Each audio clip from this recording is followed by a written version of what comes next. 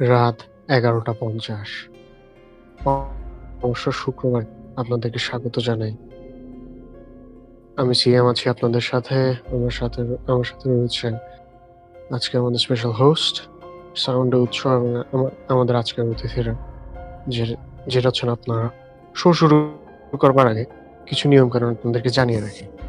Voice চ্যানেলে আসবার আগে অবশ্যই আপনাদের মাইক মিউট করে রাখবেন যাতে বাকি শ্রোতাদের শুনতে অসুবিধা না হয়। এছাড়া শোনার সুবিধার্থে অনুরোধ করব মিউজিক বাটের সাউন্ড অল্প কমিয়ে রাখতে। আর আমাদের শোতে অংশগ্রহণ করতে চাইলে আপনাদেরকে জানিয়ে রাখি আমাদের ইমেল অ্যাড্রেসটি হচ্ছে studiosnewmoon615@gmail.com, which is STUDIOS newmoon615@gmail.com। এই অ্যাড্রেসে আমাদেরকে মেইল করতে পারেন। লেখা শুরুতে অবশ্যই জানিয়ে দেবেন আপনি কি শোতে নিজে এসে ঘটনা বলতে চান, অথবা আপনি চান আপনার ঘটনা পড়ে শোনা। এছাড়া আমাদের শোয়ের কার্যক্রমের খবর সবার আগে জানতে জয়েন করতে পারেন আমাদের ডিসকর্ড সার্ভারে, যার লিঙ্কটি যথাযথ জায়গায় দেওয়া রয়েছে। আর নো মাইক চ্যাট অপশনটি আপনার জন্য খোলা রয়েছে আমাদেরকে জানানোর জন্য। আমাদের শোর যে কোনো কিছু নিয়ে কোনো মন্তব্য করতে চাইলে জানাতে পারেন সেখানে। আর কোন ঘটনা কেমন লাগছে জানাবেন অবশ্যই। আর লেখার আগে খেয়াল রাখবেন যাতে আপনি আমাদের হোস্টদের যে কোনো একজনকে মেনশন করেন। মেনশন করার সেসব মেসেজ আমরা পড়ে শোনানোর যথাসাধ্য চেষ্টা করব। নিয়মকানুন শেষ করে এবার আমরা চলে যাব আমাদের প্রথম ঘটনায়, যে ঘটনাটি আমাদের কাছে একজন লিখে পাঠিয়েছেন। সঙ্গতার কারণে তার নাম উল্লেখ করতে পারছি না। আমি চলে যাব সেই ঘটনায়।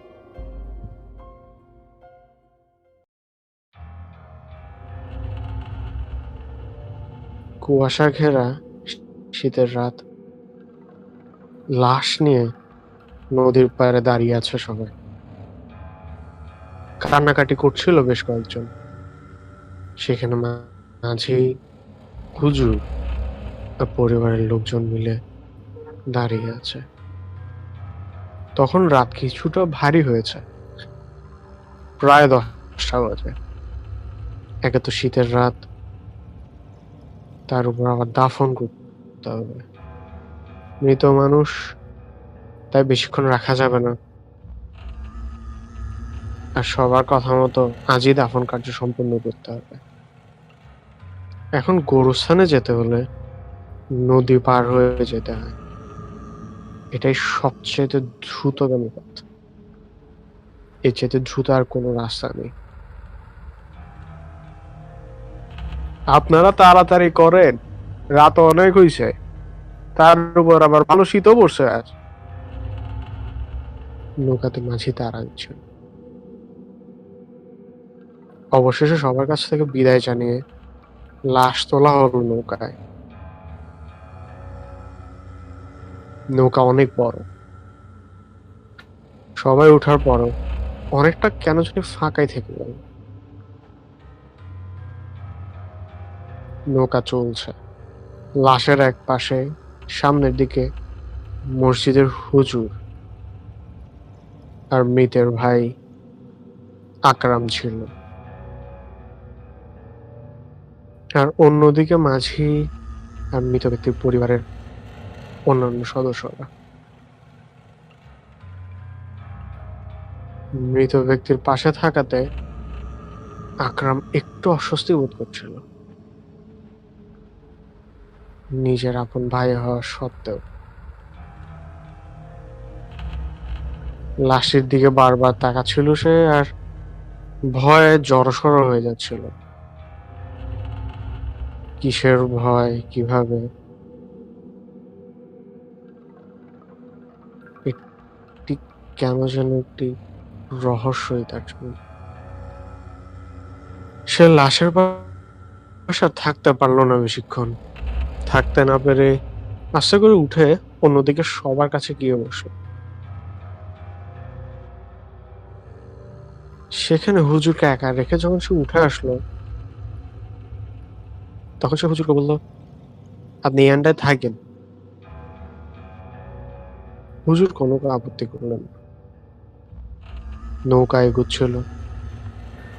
শীতকাল, পানির মাঝে। ঠান্ডা বটেই, ঠান্ডায় সবাই জড়সড় হয়ে যাচ্ছিল। নদী পার হয়ে যেতে বেশ সময় লাগবে, তাই সবাই চুপচাপ বসেছিল। চারদিকে এক অদ্ভুত নীরবতা, নিস্তব্ধতা। হঠাৎ এক বিকট আওয়াজে সবার নিস্তব্ধতা চলে গেল। মনে হচ্ছিল যেন কোনো কিছু ভাঙা বা ছেড়ে যাওয়া শব্দ, আর পানিতে আছাড় খাওয়া শব্দ। সবাই কেমন যেন অপ্রস্তুত হয়ে গেল। এতগুলো মানুষের মাঝখানে বিরক্তিকর এটা কি ছিল, কিন্তু একটা অজানা ভয় মনে কাজ করতে থাকে।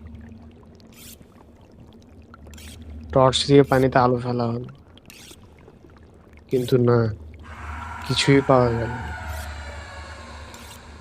সবাই মনে করলো নৌকার আশেপাশে বা নৌকোয় কোনো কিছু একটা ভাঙলো বা কোথাও একটা ফুটো হয়ে গিয়েছে।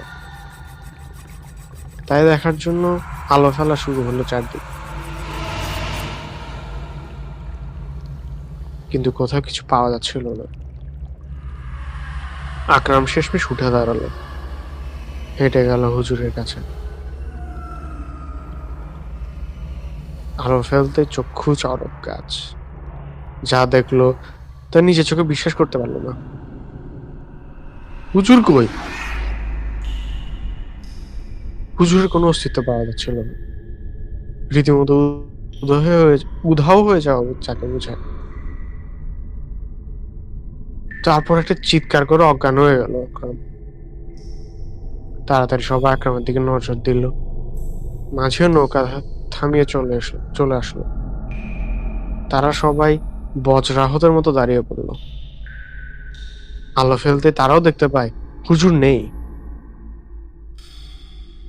আরো ভয়ঙ্কর ব্যাপার হলো লাশের অর্ধেকটা নেই। লাশের সাদা কাফনের অর্ধেকটা যেন ছেঁড়া, ছিঁড়ে যাওয়ায় মাংসগুলোর নিচে পড়ে যাচ্ছে। মনে হচ্ছে নির্মমভাবে টেনে ছিঁড়েছে লাশটাকে কেউ। অর্ধেক অংশ ছাড়া বীভৎস দেখাচ্ছিল লাশটিকে। সাহসে কুলিয়ে উঠতে পারছিল না কেউ সামনে যাবার। সবাই এক দৃষ্টিতে ভয়ঙ্কর সেই দৃশ্যের দিকে তাকিয়ে আছে। আর নদীর মাঝে নৌকা স্থির হয়ে দাঁড়িয়ে আছে। ঠিক সেই মুহূর্তে একজনের কাছে ফোন এলো। ফোনটি ছিল মসজিদের সেই হুজুরের। ফোন রিসিভ করতে হুজুর বলে উঠল, তোমরা দেখি আমার রাইখাই নৌকা নিয়ে চলে গেছো, কি হইলো? আমার তো আসে একটু দেরি হইলো। ফোনটা কেটে দিতে আকরাম সবাইকে বলল, হুজুর তো আমাদের সাথে নৌকাতেই উঠেনি।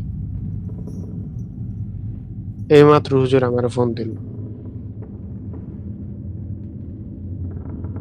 কথাটি শুনতেই নৌকার থাকা সে প্রত্যেকটি মানুষের সকলের মাথায় একটি চিন্তায় ঘুরপাক খাচ্ছিল,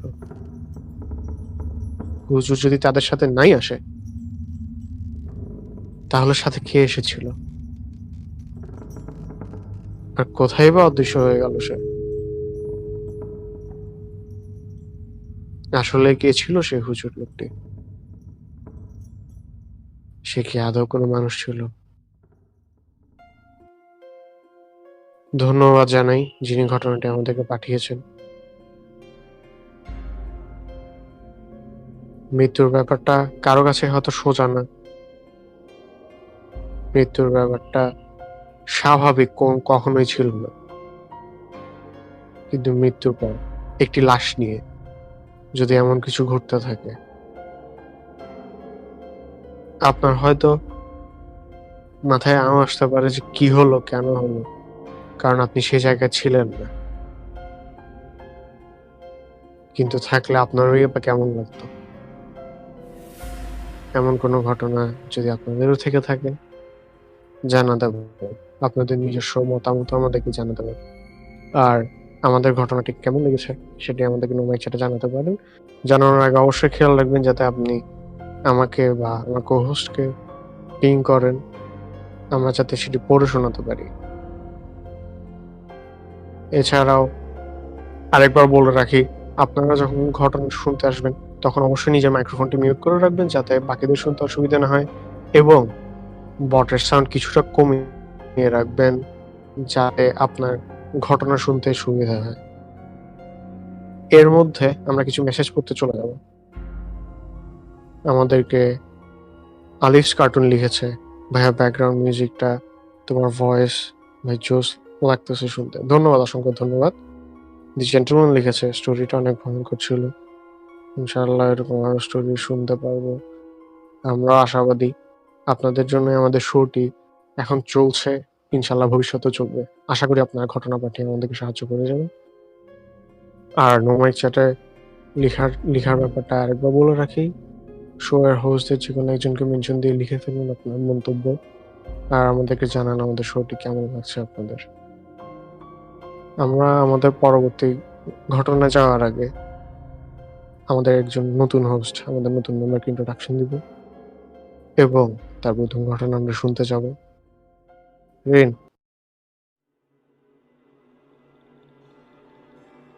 ধন্যবাদ। আমি যে ঘটনাটা বলতে যাব সেটা আমার পরিচিত একজন থেকে শোনা ঘটনা। ঘটনাটা ঘটে ২০১৫ সালে, যখন দেশের পরিস্থিতি তেমন একটা ভালো ছিল না। দেশে তখন অনেক হরতাল, অবরোধ, ধর্মঘট চলছিল। যার সাথে ঘটনাটা ঘটে তার নাম ইলিয়াস। ইলিয়াস পড়াশোনার পাশাপাশি চাকরিও করে এবং এই চাকরি পড়াশোনার সুবাদেই তার ঢাকায় থাকা। দুদিন পর তার বোনের বিয়ে। একমাত্র ভাই হিসেবে তার উপস্থিতি থাকাটা প্রয়োজন। বেশি চাপের কারণে ভেবেছিল রাতে টিকিটের ব্যবস্থাটা হয়ে যাবে। অফিস শেষ করে রাতেই রওনা দিল। কিন্তু রাতে বাস কাউন্টারে গেলে দেখে কোনো বাস ছাড়বে না। কিন্তু সামনের একটা কাউন্টার দেখে। সেই কাউন্টারের নাম সে আগে কখনো শুনেনি। কিন্তু এই মুহূর্তে এত কিছু ভাবার প্রয়োজন তার কাছে মনে হচ্ছিল না। কুমিল্লার উদ্দেশ্যে টিকিট কেটে পড়ল, বাসে উঠে চলল সে। তার কাছে খানিকটা একটু খটকা লাগলো যে বাসের যাত্রা শুরু হলো মাত্র ৩ জন যাত্রী নিয়ে। ৩ জন যাত্রী নিয়ে সাধারণত বাসের যাত্রাটা খুবই অস্বাভাবিক। পিছনে একজন পুরুষ, একজন মহিলা একসাথে বসা। আর ইলিয়াস একেবারে সামনের সিটে বসা। সে ভাবল দেশের পরিস্থিতির কারণে বোধহয় যাত্রী কম। যাত্রার শুরুর কিছু সময় পর ইলিয়াস পেছন থেকে হালকা কান্নার আওয়াজ শুনতে পেল। তাকিয়ে দেখে পিছনে বসা মহিলা কাঁদছে। মহিলার হাতে সাদা কাফনে পেঁচানো একটা শিশুর মুখ দেখা যাচ্ছে। ইলিয়াসের বুঝতে বাকি রইল না শিশুটা মৃত। ইলিয়াস তার ইতস্তত কাটিয়ে জিজ্ঞেস করলো কি হয়েছে, কিন্তু তার এই প্রশ্নে উত্তর তারা এড়িয়ে গেল। তাদের মানসিক পরিস্থিতির কথা বিবেচনা করে সে পরবর্তীতে আর কিছু জিজ্ঞেস করল। সামনের স্টপেজে দুটো যাত্রী উঠল, পরের স্টপেজে আরো দুজন উঠল। ইলিয়াসের ইতস্ততবোধ কিছুটা কেটে উঠল, কারণ এখন বাসের যাত্রী বাড়ছে। সে তার ফোনেই অফিসের টুকটাক কাজ করা শুরু করলো। কিছু সময় পর তার পেছন থেকে একটু অদ্ভুত বিকট আওয়াজ আসছে। সে তেমন একটা পাত্তা দেয় নাই, কিন্তু পরবর্তীতে সেই বিকট আওয়াজে সে আবার পিছনে ফিরে তাকানোর চেষ্টা। সে যা দেখলো তা দেখার জন্য তার মানসিক পরিস্থিতি ছিল না। দেখার জন্য সে মোটেও প্রস্তুত ছিল না। সে কেন, যে কোনো মানুষই কখনোই প্রস্তুত না তা দেখার জন্য। সে দেখতে পায় মানুষ স্বাভাবিকভাবেই মৃত শিশুটার হাত দুমড়ে মুচড়ে দেহ থেকে আলাদা করছে। তারা তাদের নিজেদের হাত দিয়েই কাজ করছে। নাড়ি ভুঁড়ি বের করা অবস্থা দেখে তার মাথা ঝিমঝিম করছিল। তার মুখ দিয়ে কোনো আওয়াজ বের হচ্ছিল না। বাস ড্রাইভার তখন তাকে উদ্দেশ্য করে বলেছিল, আপনার এই ব্যাপারে ভাবতে হইব না। আপনি চিন্তা কইরেন না, আপনি ঠিক সময় জাগা মতো পৌঁছে যাবেন। তার মুখ বন্ধ হয়ে আসে। তার পেছনে তাকানোর মতো সাহস আর নেই। আয়াতুল কুরসি পড়া শুরু করল সে। কিন্তু সে কিছুই করতে পারছিল না। মাথা ঝিমায় আসছিল, চোখ বন্ধ হয়ে আসছিল। হঠাৎ করে তার চোখ বন্ধ হয়ে যায়। ফজরের ঠিক পর তার চোখ খোলে। সে নিজেকে কুমিল্লার বাড়ির উঠোনে দেখতে পায়। ঠিক তার বাড়ির সামনের উঠোনে। তার দিকে সবাই তাকিয়ে আছে। তাকিয়ে থাকাটাই নিতান্তই স্বাভাবিক। সকালবেলা বাড়ির উঠোনে একটা মানুষ শুয়ে আছে। সেই ভিড়ে তার মামাও উপস্থিত ছিলেন। মামা তাকে দেখে জিজ্ঞেস করলেন, আরে তুই এখানে? কখন এলি? এখানে কেন শুয়েছিস? প্রশ্নের উত্তর দেওয়ার মতো তার পরিস্থিতি ছিল না।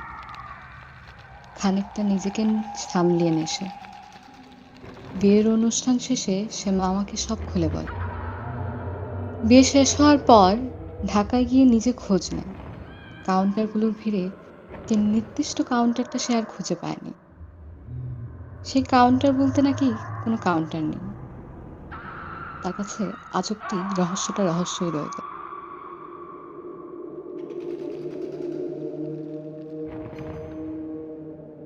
আমার কাহিনী এখানেই শেষ হয়েছে। ধন্যবাদ সেন ভাইকে। ধন্যবাদ রিন। ঘুরতে যাওয়া বা এই মুহূর্তেও হয়তো অনেকেই কোন গাড়িতে আসা যাওয়া বা কোথাও বেড়াতে যাচ্ছেন। যদি দেখতেও পান যে বাসে আপনি উঠেছেন, স্বাভাবিকভাবে কোনো যাত্রী আচরণ করছেন না। নিজের জ্ঞান হারানোর পর পরিচিত কোনো জায়গায় পৌঁছায় যদি দেখতে পান গত রাতে যা দেখেছেন তার কোনোটি বাস্তব ছিল না, কেমন লাগলো আপনার? আমাদেরকে জানাতে ভুলবেন না। নো মাইক চ্যাটে অবশ্যই খেয়াল রাখবেন যাতে আপনি আমাদের পোস্টের যে কোনো একজনকে মেনশন দেন অথবা দুজনকে একসাথে। অবশ্যই খেয়াল রাখবেন যাতে হচ্ছে আপনার মেনশনটি আমরা পাই, যেটা পড়ে শোনানোর জন্য আমাদের জন্য সুবিধা হয়। এছাড়াও অনেকে মেসেজে লিখেছেন যে রিনের ভয়েস একটু ছোট শোনা যাচ্ছিল। আপনাদেরকে এই ব্যাপারে বলবো যে আপনারা বটের সাউন্ডটি কমিয়ে রাখবেন যাতে আপনাদের শুনতে সুবিধা হয়। আর আমরা কিছু মেসেজ পড়ে নেব। আমাদেরকে চিজ ব্রেড লিখেছে স্পুকি, ধন্যবাদ। এছাড়া আমাদেরকে লিখেছে তাতে জুজুকি, দ্য হোস্ট আর অসম, I love it, thank you so much. Felix লিখেছে ভাইয়া স্টোরিটা জোস হয়েছে, ভয়েসটা সেই। এছাড়া জেন্টলম্যান লিখেছে adding a female host is really big improvement, কেননা কিছু স্টোরিতে ফিমেল ভয়েস আরো সুন্দর লাগে। আপনাদের মন্তব্যের জন্য যদি আমাদের শো এর উন্নতি হয় তাহলে সেই মন্তব্য আমরা অবশ্যই নেব। আপনারা আমাদেরকে জানাবেন কিভাবে আমাদের শো এর উন্নতি করা সম্ভব হয়। অসংখ্য ধন্যবাদ আপনাদের সবাইকে। এর পরের স্টোরির জন্য আমরা চলে যাব আমাদের এক স্টোরি টেলারের কাছে। আমাদের কাছে এখন স্টোরি পরিবেশন করবে আমাদের কোয়াজা। তোমার কাছে চলে যাচ্ছি।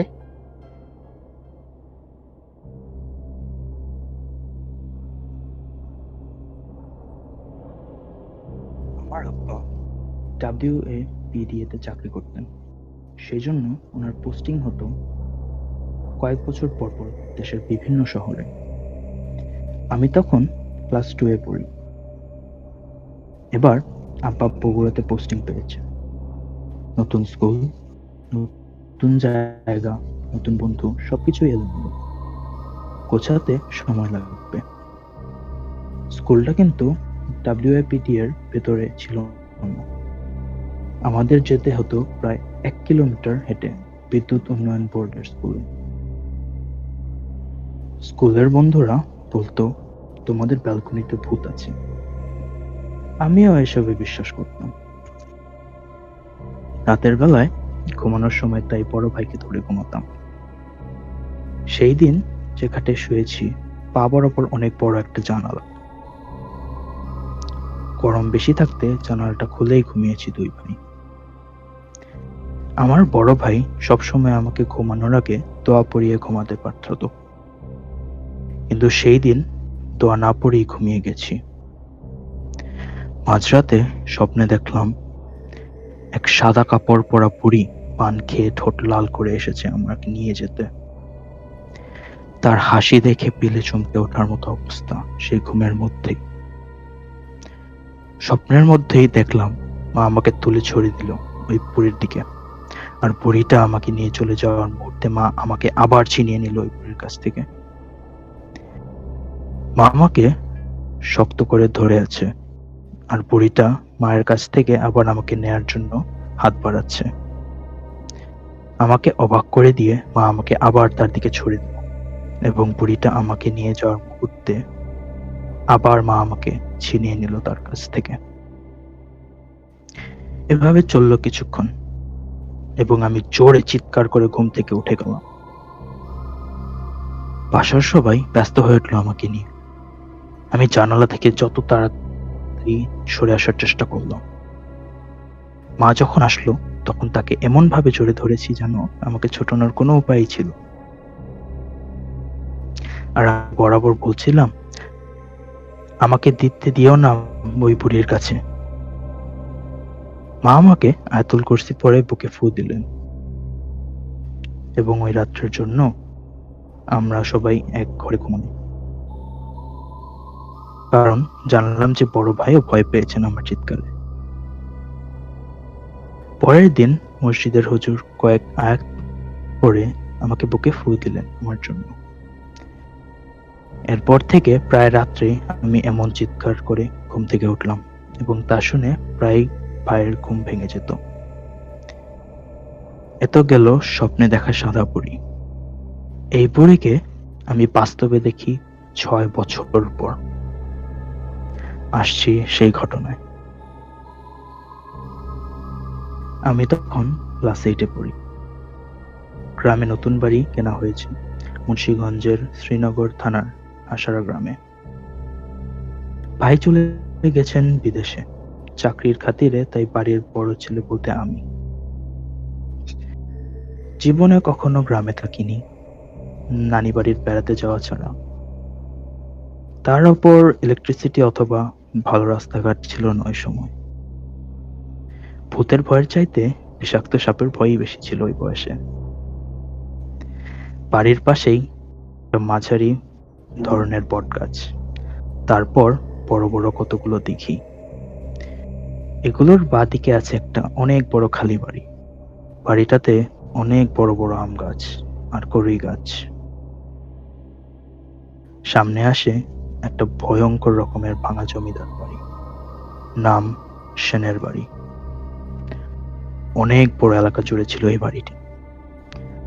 হাজার রকমের বড় বড় গাছ ছিল বাড়িটি ঘেরা। ভেতরে ঢুকলে সূর্যের আলো চোখে পড়ে না। তার 200 গজ দূরেই আমাদের স্কুল, মুন্সিগঞ্জের সবচেয়ে পুরনো স্কুল। বাজারে যাওয়ার সময় আমি এই দিক দিয়ে না যাওয়ার চেষ্টা করতাম, আর যদি যেতাম তবে মানুষ থাকতো। অন্য দিক দিয়ে বাজারে গেলে সোজা রাস্তা। বর্ষার সময় রাস্তাটা ডুবে যেত, তাই বাধ্য হয়েই আমাকে সেনের বাড়ির রাস্তা দিয়ে প্রাইভেট পড়তে যেতে হতো বিকাল বেলায়। সেই ভাঙা বাড়ির সামনে দিয়ে আর ফিরতে হতো সন্ধ্যার সময়, কখনো কখনো রাত 10টার পর। এখন বর্ষাকাল, তাই আমাকে বিকাল বেলায় কাজের ছেলে করিম নৌকায় করে স্যারদের এলাকায় দিয়ে গেল। জায়গাটার নাম পালের বাড়ি। করিম বয়সে আমার চাইতে 2 বছরের ছোট হবে। দুইজনেই নৌকা বাইতে খুব পছন্দ করতাম, তাই আমাকে হেঁটে যেতে হলো না। ও বাড়িতে চলে গেল, আর আমি গেলাম স্যারের বাসায় পড়তে। পড়ালেখায় মোটামুটি ছিলাম, তাই ক্লাস 8-এ বৃত্তির জন্য খুব প্রস্তুতি চলছিল। পড়তে পড়তে রাত 10:30 বেজে গেল। স্যার বলল, যেতে পারবি বাড়িতে, না দিয়ে আসতে হবে? প্রেস্টিজে লেগে গেল, যদিও ভয় পাচ্ছিলাম। বললাম, স্যার কি যে বললেন না, কাল দেখা হবে স্কুলে, বলে আমায় যেতে বললেন। আমার হাতে একটা কলম সাইজের মতো একটা টর্চ ছিল, ভাই পাঠিয়েছে বিদেশ থেকে। কিন্তু এটার একটা সমস্যা হলো 5 থেকে 6 সেকেন্ড পর বন্ধ হয়ে কিছুক্ষণের জন্য। যেহেতু করিম আসবে না এত রাতে, তাই আমাকে হেঁটে যেতে হবে সেই ভাঙা বাড়িতে। আয়াতুল কুরসি পরে ওকে ফু দিয়ে হাঁটা শুরু করলাম। মহাসড়ক দিয়ে 15 মিনিটের হাঁটার পথ। ডান দিকে বাঁক নিতে যাওয়ার সময় আল্লাহকে ধন্যবাদ জানালাম, কারণ সামনে দেখি এক লোক যাচ্ছেন আমার রাস্তা বরাবর। তার পিছু নিলাম। 3 মিনিট পরই সেই সেনের বাড়ি। আমি এটাকে এড়িয়ে অন্য দিক দিয়ে গেলে আমাদের স্কুল দিয়ে যেতে পারি, কিন্তু গেলাম না, কারণ আমার সাথে ওই ব্যক্তি আছেন। মজার ব্যাপার হলো, এতক্ষণের জন্য আমি একবারও তাকে কিছু জিজ্ঞেস করিনি। উনি কেমন আছেন বা কোথা থেকে এলেন। এছাড়াও এলাকায় নতুন বলে অনেকেই আমাকে ঠিক মতো চেনে না, আমিও অনেক কম চিনি। চুপচাপ তাকে ফলো করে সেনের বাড়ির বাগানে ঢুকে গেলাম। কিছু দূর যাওয়ার পরই ওই ব্যক্তি আমার সামনে থেকে একটু দূরে কোথাও গিয়ে অদৃশ্য হয়ে গেল। আমার পেন্সিল টর্চ দিয়ে খোঁজার চেষ্টা বৃথা, কারণ উনি কোথাও নেই। ডাকলাম, কিন্তু অনেক বহুত বাদুড়ের শব্দ ফিরে এলো। টর্চটা জ্বালিয়ে আর বন্ধ করলাম না, দিলাম দৌড়। এক দৌড়ে বাড়ি পার হয়ে এলাম এবং সামনে গ্রাম্য পোস্ট অফিস। সেখান থেকে একটা বাঁশের পুল, প্রায় 150 গজের মতো লম্বা হবে। ওপারে এক বন্ধুর বাড়ি আলামিনদের বাড়িতে সংযুক্ত। আমাকে বাড়ি পৌঁছাতে হলে এই পোল বা সাঁকো পার হতেই হবে। আয়াতুল কুরসি পড়ছি আর সাঁকো পার হচ্ছি।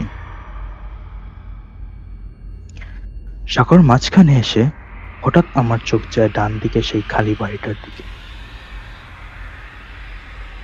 আমার জান বের হয়ে যাওয়ার মতো অবস্থা। দেখলাম অনেক বড় একটা আম গাছের নিচে সেই সাদা বুড়িটি পান খেয়ে ঠোঁট লাল করে বসে আছে আর আমাকে ডাকছে হাত দিয়ে ওখানে যেতে। তার হাসি দেখে আমার হার্টবিট আরো বেড়ে গেল। আমি এখন না পারি আলামিনদের বাসায় যেতে, না পারি সেনের বাড়ির পর দিয়ে স্যারের বাসায় ফিরে যেতে। অজ্ঞাত আল্লাহর নাম করে সাঁকো শক্ত করে ধরে পার দিচ্ছি খুব সাবধানে। তাড়াতাড়ি যেতে পারছি না, কারণ এক তো ভয়, তার উপর গ্রামের সাঁকো নতুন চড়ার অভিজ্ঞতা। যতই আলামিন বাড়ির দিকে যাচ্ছি, বুড়ির গলার শব্দ শুনতে পাচ্ছি। কি, আমায় চিনতে পারছিস? আমি এসেছিলাম তোকে নিতে, তোর মা দেয়নি, আজকে কে আটকাবে? তার চেহারা দেখতে আমাদের পুরো নানি দাদির মতোই, কিন্তু লম্বায় হবে প্রায় 20 ফুটের মতো। বুড়ির তামাশা মনে হয় আরো বেড়ে গেল। এখন চাঁদের আলোয় তাকে স্পষ্ট দেখতে পাচ্ছি। বুড়ি বসে আমাকে হাতছানি ডাকছে। আমাকে বলছে, তোকে আজ এই গাছের নিচে পুঁতে রাখবো। সাঁকো পার হতে হতে এখন আমি আলামিনদের বাড়ির নামে এসে পড়েছি। আমি দৌড় দিলাম না, তাকিয়েছিলাম ওই বুড়ির দিকে। হঠাৎ সেই বুড়িটা নিরুদ্দেশ হয়ে গেল, আর দেখতে পেলাম না। আমি আর দেরি না করে বাড়ির দিকে রওনা হলাম। দেখি পার হয়ে বট গাছ আসলো। আমি আগে থেকেই করিমকে ডাকলাম নৌকা নিয়ে আমাকে নিয়ে যেতে বট গাছের কাছ থেকে। করিম ঘুমিয়ে পড়েছিল। গ্রামের সবাই ঘুমে।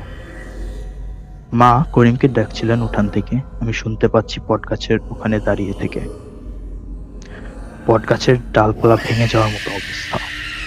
আমি মাকে জোরে বললাম, মা, আমার ভয় লাগছে, করিমকে তাড়াতাড়ি পাঠাও।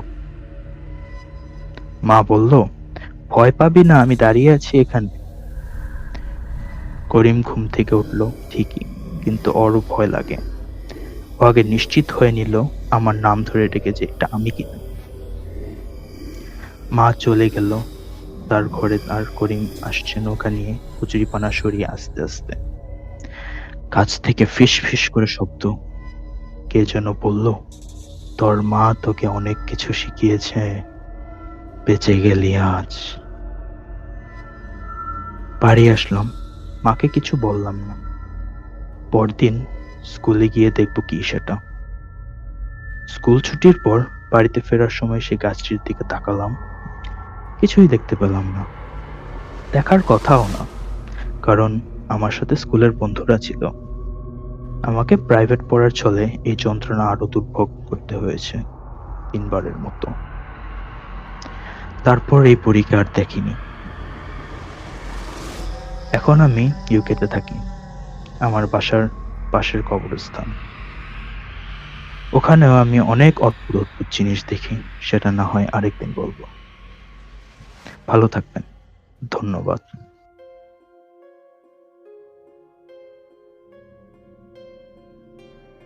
ধন্যবাদ কোয়াজান, অসাধারণ একটা ঘটনা উপহার দেওয়ার জন্য। আমার লিসেনারদের কাছে আমার প্রশ্ন, ছোটবেলা হয়তো অনেকে অনেক রকম ছোটখাটো ভয় পেয়ে এসেছেন, যেসব হয়তো এখন মনে পড়লে হাসি আসে, অথবা এমন কিছু ছোটখাটো স্বপ্ন আপনি এখনো দেখতে পান যেগুলো কোনো অর্থ হয় না, কিন্তু তাও সেখানে আপনার ভয় লেগে ওঠে।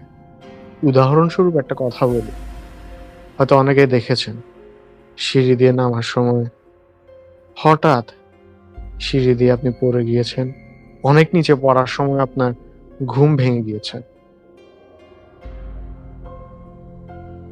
ওইরকম কোনো কিছু একটা যদি সত্যি হয়ে থাকে, সেই ভুতুর অনুভূতি এবং পড়ে যাওয়ার সে ভয় একসাথে আপনার কেমন লাগতে পারে?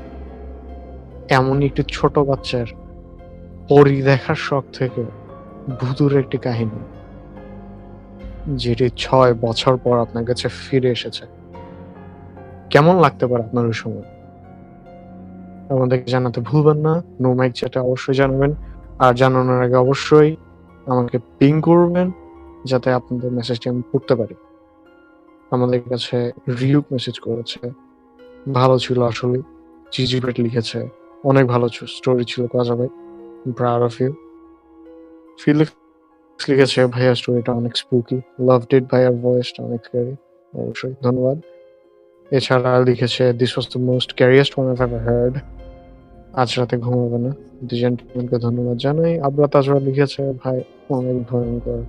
রিউক আবারও লিখেছে, মেবি সবাই একসাথে আছি, দ্যাটস ওয়াই মেবি তেমন কিছু একটা মনে হচ্ছে না, বাট দ্যাটস লিটারালি হররিবল। এই জন্যই বলা, আপনার ছোটখাটো একটা স্বপ্ন থেকে যদি এরকম কোনো ভূতের অনুভূতি অনেক বছর পর বাস্তব হয়ে পড়ে, তখন কেমনই বা লাগতে পারে। জিজিবেট আবার লিখেছে, প্রাউড অফ ইউ। ওকে, আমরা পরবর্তী ঘটনায় চলে যাব। আমাদের পরবর্তী ঘটনাটি একটি রেকর্ডিং, যা আমাদেরকে পাঠানো হয়েছে। এই রেকর্ডিং এ যাওয়ার আগে বলে রাখি, আপনারা যাতে এই মুহূর্তে ব্যাকগ্রাউন্ড মিউজিকের যে বটটি আছে সেটির সাউন্ড কমিয়ে রাখবেন, যাতে রেকর্ডিংটি শুনতে আপনাদের সুবিধা হয়। তো আমরা চলে যাব আমাদের পরবর্তী ঘটনায়, বুঝছো?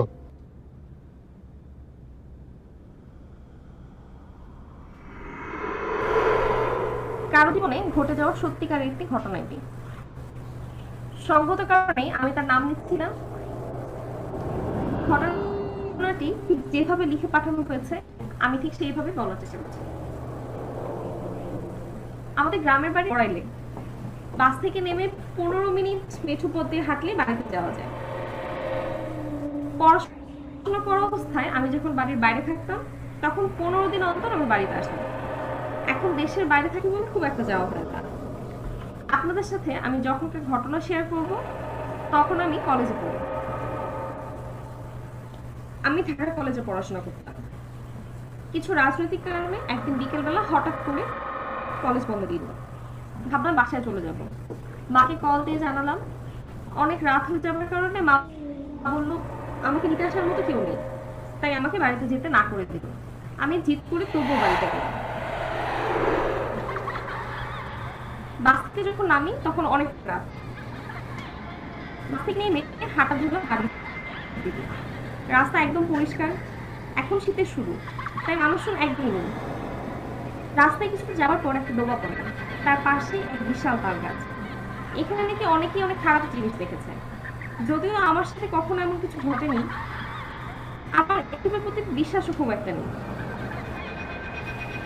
এবার অনেকদিন পর বাসায় যাচ্ছি, তাই আনন্দিত ছিলাম। কিন্তু ঠিক ডোবার পাশে আসার সাথে সাথে হঠাৎ পানিতে কি যেন একটা ছাপিয়ে পড়ার আওয়াজ পেলাম। আকাশে চাঁদ ছিল, মোটামুটি ভালোই দেখা যাচ্ছিল। সেই আলোতে দেখলাম পানিতে একটা মানব দেহ ভাসছে, সাদা কাপড় পরা। মানে কিভাবে বোঝাবো আমি বুঝতে পারছি না।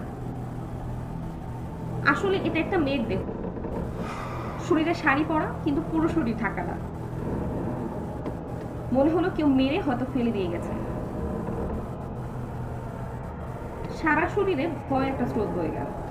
আগেই বলেছি আমার ভূতের খুব একটা ভয় নেই, তবে এসব ব্যাপার আমি একটু এড়িয়ে চলি। চারপাশে তাকিয়ে দেখলাম কেউ আছে কিনা। যেহেতু আমি এইমাত্র পানিতে এটা ফেলার আওয়াজ শুনেছি, তাহলে অবশ্যই যে ফেলেছে সে আশেপাশে থাকার কথা। চাঁদের আলোতে রাস্তা থেকে ডোবার আশপাশটা পুরোটাই দেখা যাচ্ছিল, কিন্তু অবাক হয়ে লক্ষ্য করলাম আশপাশে কেউ নেই। কি করবো ভাবছি, এমন সময় হঠাৎ দেখলাম সেই দেহটা টুপ করে পানিতে ডুবে গেল। কেউ যেন নিচ থেকে একদম টেনে নিয়ে গেল। দেহটা ডুবলো একদম খারাপ ভাবে। যারা কুচ দিয়ে মাছ শিকার করে তারা বুঝবেন আমি কি বোঝাতে চাচ্ছি। দেহটা একদম ভাসতে ভাসতে হঠাৎ পানির উপর দাঁড়িয়ে পড়লো, তারপর আস্তে আস্তে নিচে ডুবে গেল, যেন কেউ টেনে নিয়ে গেল। আমার তখন মাথা ঘোরাচ্ছিল। কিছুক্ষণ স্তব্ধ হয়ে দাঁড়িয়েছিলাম, কি করব ভাবছি, কিছুই ভাবতে পারছিলাম না। তারপর একদম হঠাৎ আল্লাহর নাম নিয়ে চিৎকার করে দৌড়াতে দৌড়াতে বাড়িতে পৌঁছালাম। আমি জানি না সেদিন আমার সাথে কি ঘটেছিল, আমি কিভাবে বা বাড়িতে পৌঁছেছিলাম। আধুনিক ছেলে হয়ে এসব বিশ্বাস করা একটু অদ্ভুত, কিন্তু সত্যি বলতে এরপরে আমার সাথে আরো কিছু ভয়ানক ব্যাপার ঘটেছিল, যার কারণে আমি এসব বিশ্বাস করতে বাধ্য হয়েছি। এবং আমার এটা বিশ্বাস যে তারা অবশ্যই আছে।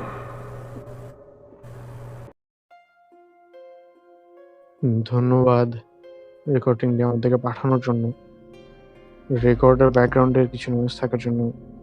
যেহেতু রেকর্ড শুনতে আপনাদের কিছু অসুবিধা হয়ে থাকলে আন্তরিকভাবে দুঃখিত। আর এরকম কোনো ঘটনা যদি আপনাদের জানানোর থাকে তাহলে আমাদেরকে লিখে ফেলতে পারেন আমাদের ইমেল অ্যাড্রেসে, যেটি হচ্ছে studiosnewmoon615@gmail.com। আমি আবারও বলছি, studiosnewmoon STUDIOS newmoon615@gmail.com।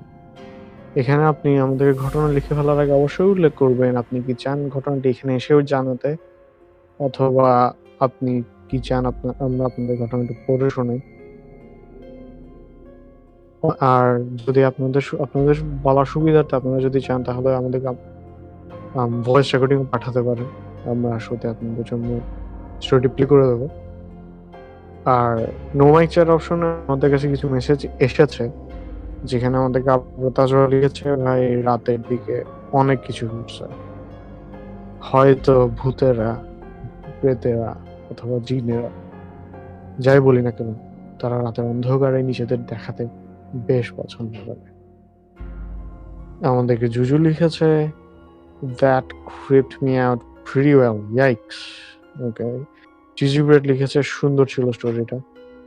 রিউ লিখেছে একা একা এমন সিচুয়েশন ফেস করা রিয়েলিতে খুব টাফ। অবশ্যই হয়তো 10 জনের সামনে যে জিনিস এতটা ভয়ঙ্কর আপনাদের জন্য নাও হতে পারে, কিন্তু একা থাকলে সে একই জিনিস ভয়ঙ্কর লাগতে পারে। এছাড়াও আমাদেরকে আরো অনেকে লিখেছেন। আমরা পরবর্তী ঘটনায় চলে যাব। পরবর্তী ঘটনাটি আমাদেরকে বলতে আসছে আমাদের তাওসিফ ফারহান। তো আমরা চলে যাবো সোজা তাওসিফের কাছে। Tawsif, thank you so much Shyam ভাইয়া, thank you so much Shyam. আহ, আমাকে গল্প বলার সুযোগ করে দেওয়ার জন্য। আমি এখন যে ঘটনাটি শেয়ার করতে যাচ্ছি এটি আমার এক পরিচিত আঙ্কেল থেকে শোনা। উনি আমাকে যেভাবে বলেছেন আমি সেভাবে আপনাদেরকে বলার চেষ্টা করছি। ঘটনাটি ঘটেছিল আমার দাদির সাথে।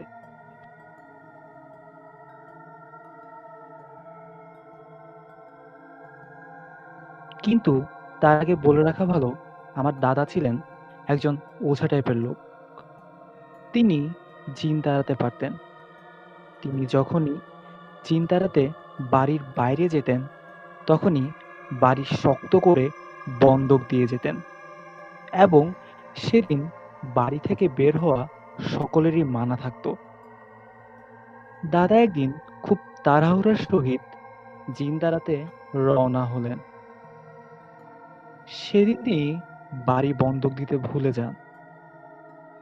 তিনি যে বাসায় জিন তাড়াতে গিয়েছিলেন সে বাসায় পৌঁছাতে পৌঁছাতে রাত ৮টার মতো বেজে যায়। তিনি অনেক সাধনা করে একসময় জিনটাকে পরাজিত করেন এবং জিনটাকে যে মানুষটা ভর করেছিল তার দেহ থেকে জিনটাকে তিনি ছাড়িয়ে দেন। জিনটাকে ছাড়িয়ে দিতে সেটি হুঙ্কার দিয়ে বলে, আমি গেলাম তোর বাড়িতে। তো দাদা উত্তর দেন, যা তুই গিয়ে আমার ঘর বাড়ি পরিষ্কার কর। কিন্তু দাদার সাথে সাথে খেয়াল হলো তিনি আজ তাড়াহুড়োর কারণে বাড়ি বন্ধক দিয়ে বের হতে ভুলে গেছেন। এরই মধ্যে জিনটা দাদার বাড়িতে এসে হাজির এবং সে দাদার রূপ ও কণ্ঠ নিয়ে ঘরের বাইরে দাঁড়িয়ে দাদিকে ডাক দিলেন, জমিনা, বদনাটা নিয়ে আয় তো এদিকে। দাদি ভাবলেন দাদা হয়তো টয়লেটে যাবেন, আর সাধারণত গ্রামের টয়লেটগুলো বাড়ি থেকে একটু দূরেই হয়।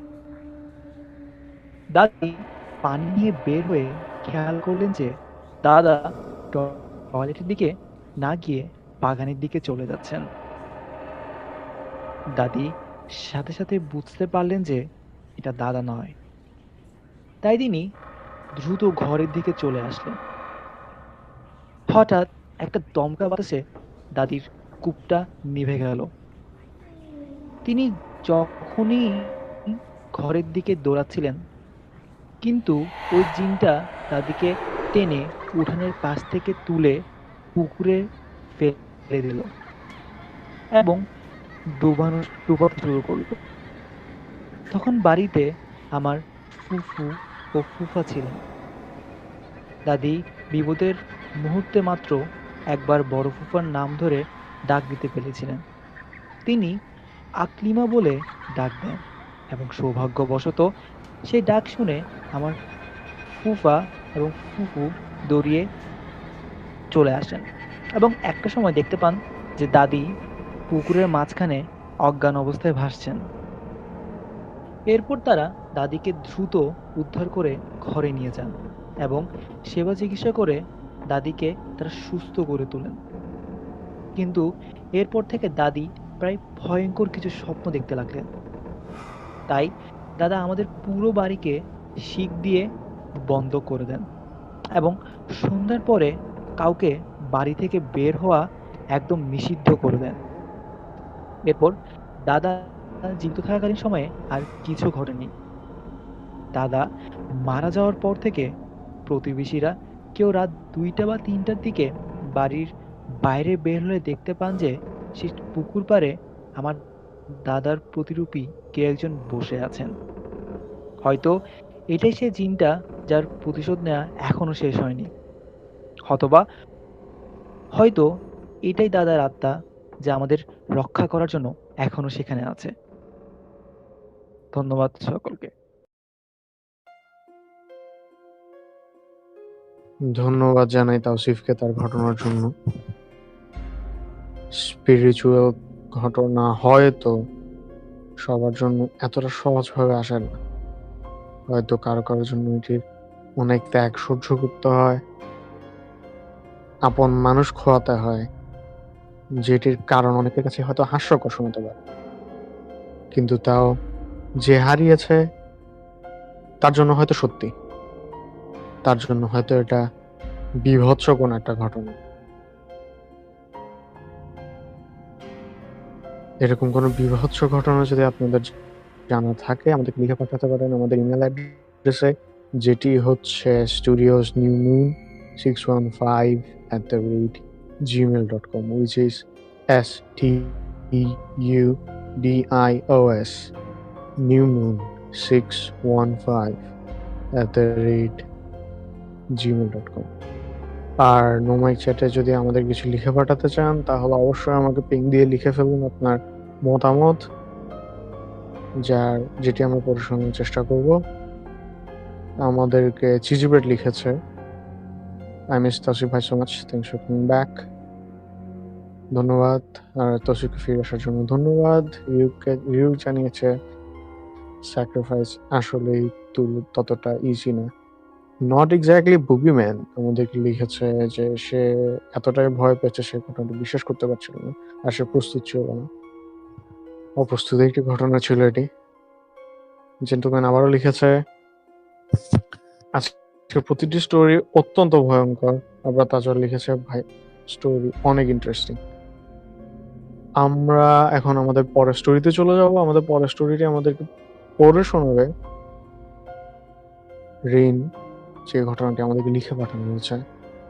আমরা সোজা চলে যাবো রিনের কাছে। রিন।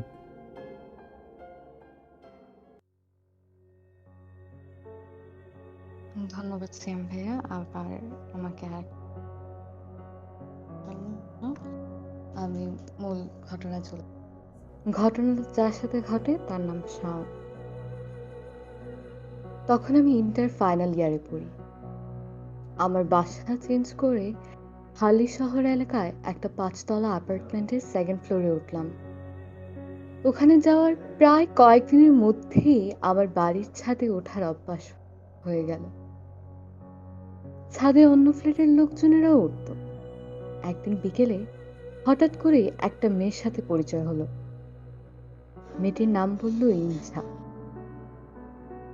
মেয়েটি আমাকে জানালো ইনছা নামের অর্থ হচ্ছে সৃষ্টি। মেয়েটি দেখতে মায়াবী চেহারার আর মাঝারি গড়নে। আরুর ফ্যামিলির নাকি 3 বছর ধরে এই ফ্ল্যাটেরই 5 তলায় থাকা। তার মানে এই বাড়ির প্রথম থেকেই ওরা ভাড়াটিয়া। মেয়েটা আমার নাম বলে দিল শাওন। আমি অবাক হয়ে জিজ্ঞেস করলাম, তুমি আমার নাম কিভাবে জানলে? আমার তো এখানে নতুন এসেছি।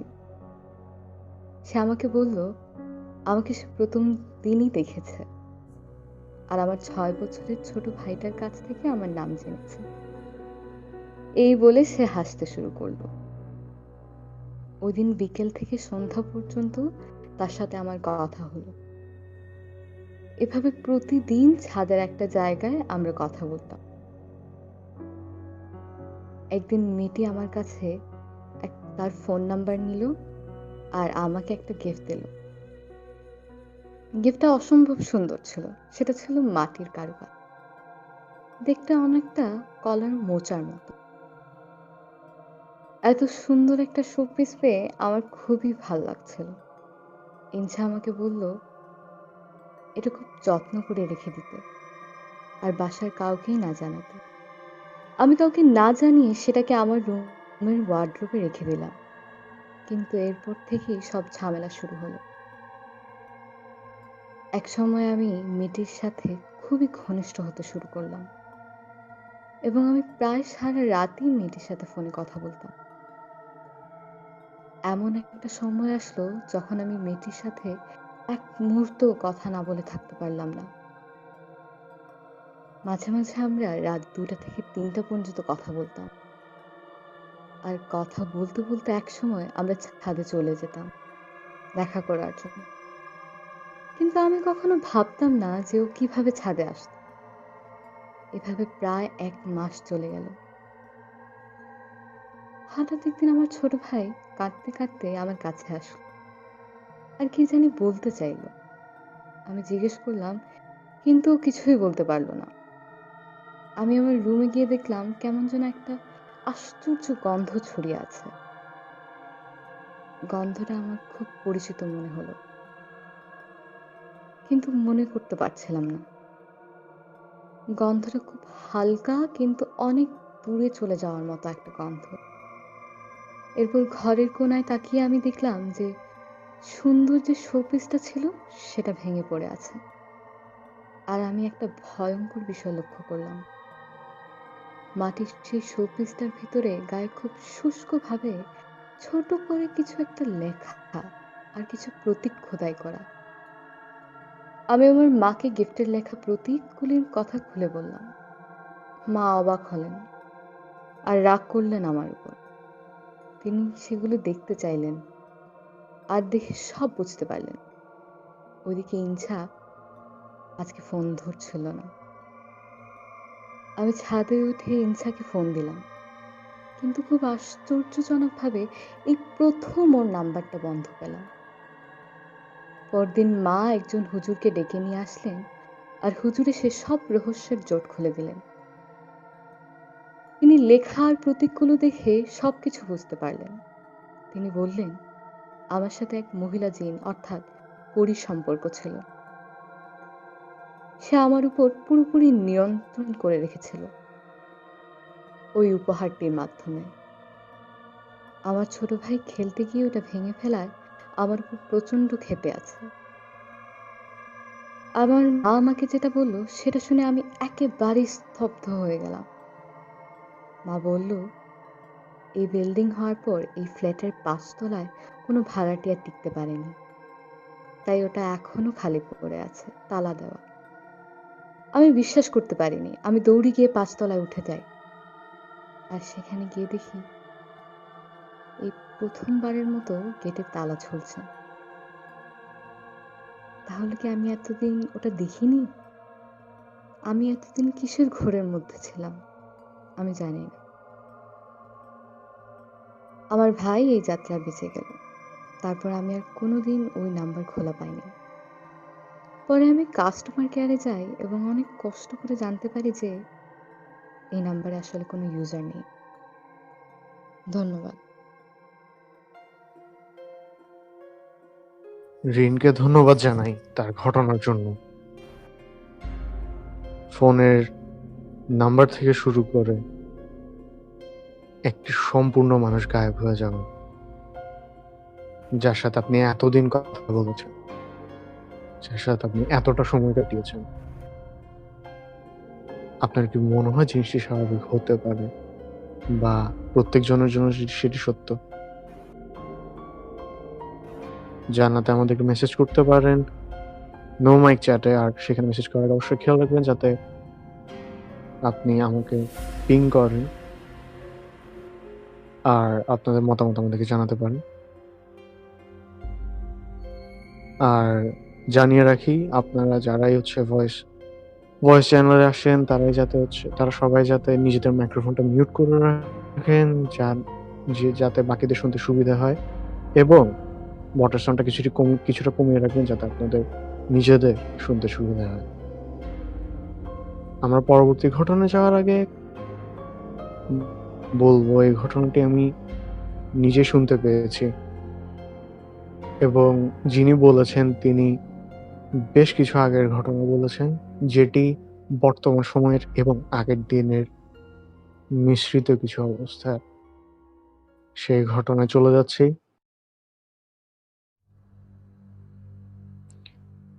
যে রাতের কথা বলছি, সে রাতের তিক্ত অভিজ্ঞতা ছাড়া যেটা আমার খুব ভালো মনে আছে সেটা হলো, সে রাতে খুব বৃষ্টি হচ্ছিল। সালটা শতাব্দীর শুরুতেই, ২০০১ সাল। এখনের মতো জ্বলজ্বলে আলোকিত শহর তখনও তৈরি হয়নি। আলো আঁধারের মাঝেই ছিলাম। ঝুম বৃষ্টি, কারেন্ট তো নেই বললেই চলে। বৃষ্টির দিনগুলোর এই এক সমস্যা, সাধারণত আমার রাতে বাজারে যাওয়া হতো না, তবে সেদিন বেরোবার আগে বাজার আনতে বলেছিল বাসা থেকে। জয়েন্ট ফ্যামিলিতে থাকতাম, এই কারণে হয়তো বা মাঝে মাঝে বাজার আনাও করতে হতো। কেরোসিন বাতি জ্বালানো বাজারগুলোয় আজকে দ্রুত কেন গুটিয়ে ফেলছে তারা, কারণ ঝড় বেশি এসেছে। বাজার করা শেষ, পরদিন মেহমান আসবে বিধায় 2 হাত ভর্তি ব্যাগে বাজার নিয়েছিলাম। বড় মাছ, মুরগির মাংস, গরুর মাংস। এদিকে হাঁটু পানি ততক্ষণ অনেক জায়গাতে। বাজার নিয়ে যেতে কষ্ট হচ্ছিল, কোনো মতে ছাতাটা ধরে রেখেছিলাম বাহুর চাপে। বিশাল বিশাল বজ্রপাতের মাঝখানে মনে হলো সামনে একটা ছায়া দেখলাম। ভূত প্রেত নিয়ে এত চিন্তা মাথায় তখন ঢুকেও নি।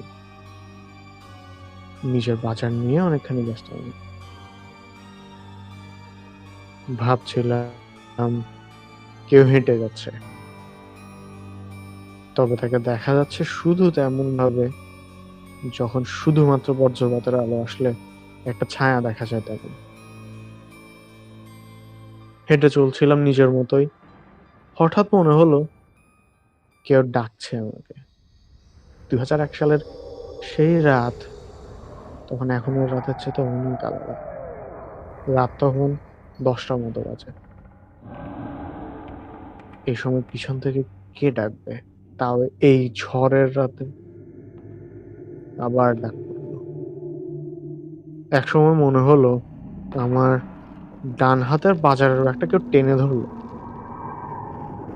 যেটা বড় মাছটা কিনে রেখেছিল। ভূত প্রেতের ভয় কিনা জানি না, তবে কিছু নিয়ে তো ভয় পাচ্ছিলাম না। আস্তে আস্তে ঝড়ের মতো একটা বুড়ো মানুষের গলা ভেসে গেল আমার আঞ্চলিক ভাষায়, আমাদেরকে কিছু দিয়ে যা। আমি বুঝে উঠতে পারছিলাম না কি করব। রাস্তাঘাটে পানি বলে দ্রুত হাঁটতেও কষ্ট হচ্ছিল। এতক্ষণে একাকিত্ব ভেঙে দিতে যেন এক রিক্সাওয়ালা এগিয়ে এলো। দর না দাম কিছুই করলাম না, জায়গা বলে রাজি হওয়ার পর উঠে গেলাম। সে রিক্সা চালাচ্ছিল, আমি সব ঠিকঠাক আছে কিনা দেখতে লাগলাম। সব ঠিকই ছিল। বাসার সামনে নেমে যখন ভাড়া দিতে যাব, তখন দেখি গামছা নিয়ে রিক্সাওয়ালা নিজের মুখ মুছছে। একটু পর দেখি সে হাসছে, পট্ট হাসি। সে বলল, আমাদেরকে কিছু দিয়ে যান। হাতের কাছে যে নোটটা ছিল সেটা ছুঁড়ে দিয়ে বাসায় ঢুকলাম। ভয়ে তখন বুকটা কাঁপছিল। কানের কাছে সেই বুড়োর আওয়াজ, রিক্সাওয়ালার মুখ মোছা। কে জানে, হতে পারে বৃষ্টির জন্য মুখ মোছার দরকার পড়ছিল হয়তো তার, কিন্তু একই কথা।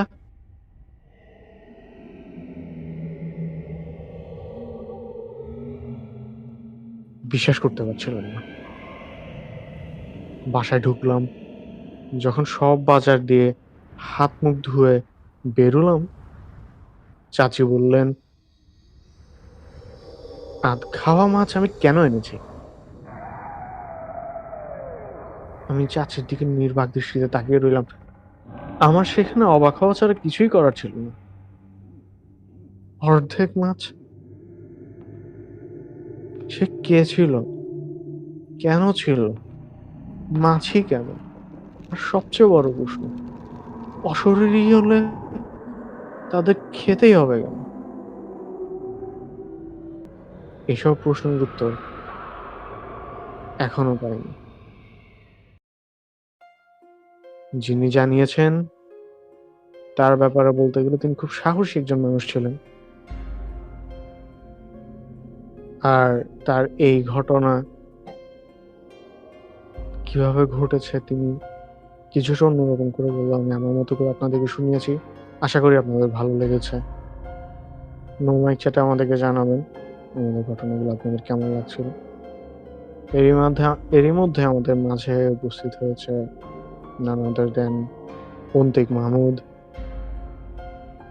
যেহেতু অন্তিক এখানে আছে, তাকে আমি জিজ্ঞেস করবো, অন্তিক, স্টোরিগুলো এবং শো আপনার কেমন লাগছে?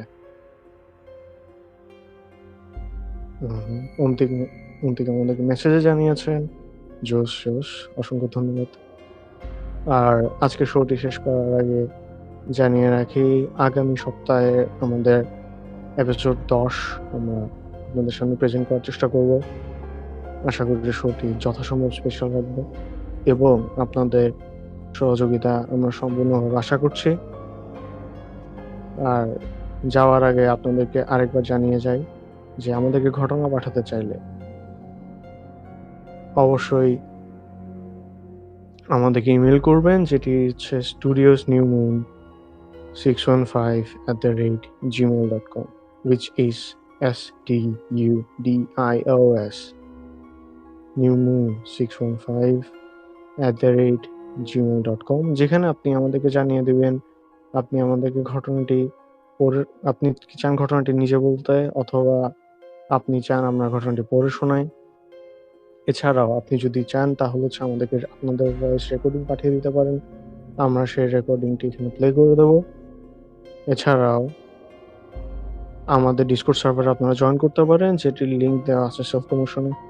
আর সেখানে আমাদের শোয়ের সকল আপডেট সবার আগে পেতে আপনি থাকতে পারেন এবং আপনার যে কোনো মন্তব্য সেখানে শেয়ার করতে পারেন। আগামী শুক্রবার আপনাদের মাঝখানে আবার আসবো। আমি সিয়াম আফতাব, আমার সাথে আজকে ছিল রিন, কোয়াজা, তাওসিফ, সাউন্ডে ছিল উৎস এবং আপনারা সবাই এর সাথে আমাদের পুরানো ক্রু। আশা করি আপনাদেরকে আগামী শুক্রবার আবার পাবো। ধন্যবাদ জানাই সবাইকে এবং টাটা।